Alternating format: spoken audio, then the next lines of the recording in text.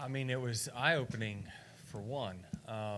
You know, I was, kind of when I signed my deal with Joe Gibbs Racing as a development driver, it was kind of, I think it was the first year he was going to run full-time with Hendrick in the O'Reilly series. And I just remember that, it was kind of him and Martin and just those two guys going back and forth, and just he was really, really good. But I didn't really, know until he got in the same equipment that I got in, and I could see how fast he was and, just generally how good he was, that at that point it was like, this is going to be super challenging to be the fastest and the best at your organization. You're going to have a really tough time as long as this guy's your teammate. So just at that point when he came over and obviously set the world on fire, it certainly was,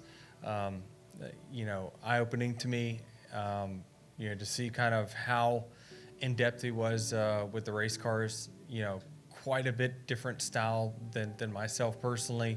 But that was just kind of how he grew up, is being super hands-on with the cars, and he was very in tune with, wanting to be involved with setups and things like that and strategy. And, I was just a feedback kind of person. That was it. You were just going to get the driving side of that from me. And so it certainly challenged me to evolve. And then,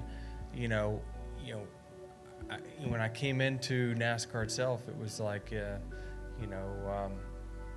come from short tracks. I didn't come from mile and a halves and stuff like this. And so it just was, such an important part of my development process to have a teammate like him that was good at stuff like this that I could learn from.